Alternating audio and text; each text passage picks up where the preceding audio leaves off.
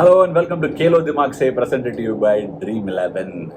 It's been a while, but today's game is not only generating a lot of interest amongst Indian fans, it's providing a lot of interest amongst the entire cricketing community as to who will win this game and who eventually will qualify from this group. We all know Pakistan have qualified, but the Afghanistan and New Zealand game has a massive significance and a massive bearing with respect to what is going to happen in today's game.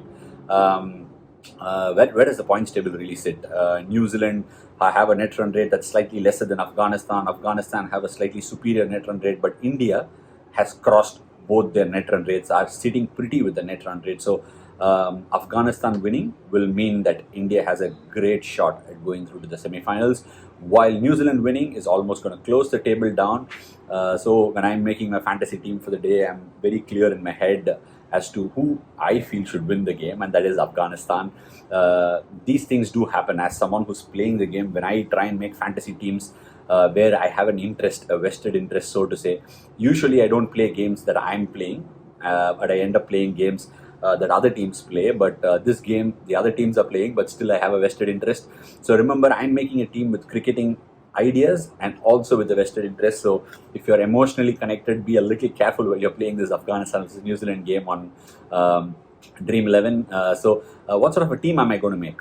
First, let's take into consideration the conditions and the ground. It's going to be a day game at Abu Dhabi, where New Zealand will play Afghanistan, which gives Afghanistan a sort of a reasonable advantage going into the game. I won't say it's an edge, but they definitely have the raw material and the stocks to upset New Zealand if things go right for them.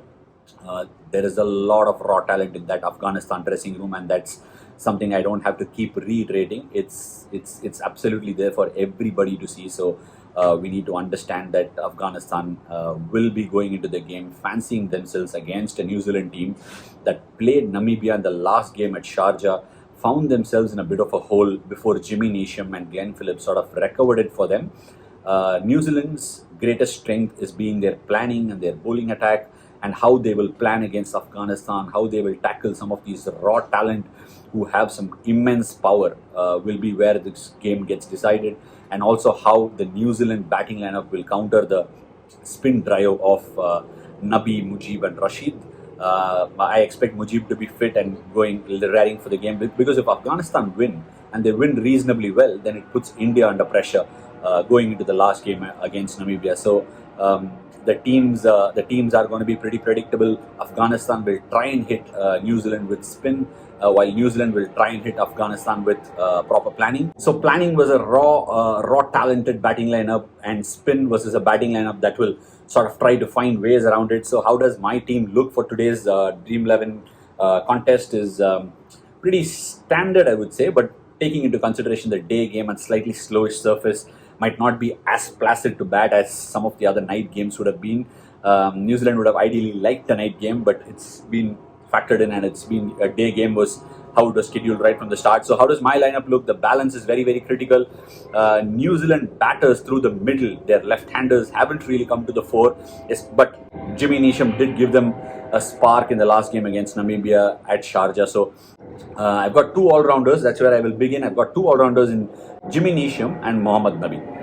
Mohammad Nabi hasn't picked up a lot of wickets after that practice game where he bowled very well against West Indies, but Mohammad Nabi is going to be a factor tonight. Today rather, not tonight. A day game, the ball will hold a touch. He bats at number 5 or a number 6, and that's going to be extremely critical for Afghanistan, his batting and his overs. Because New Zealand have got a batting lineup which has got left-handers who will put forth. In case Kane Williamson gets out, Devon Conway is so crucial for New Zealand, and so will be Jimmy Neesham, and they've also got Mitchell Santner. So Mohammad Nabi's 4 overs, I'm sure, will get done today, and he will also play a crucial role while he's batting. Give them that sort of maturity, sort of balance between attack and sort of grinding through the game.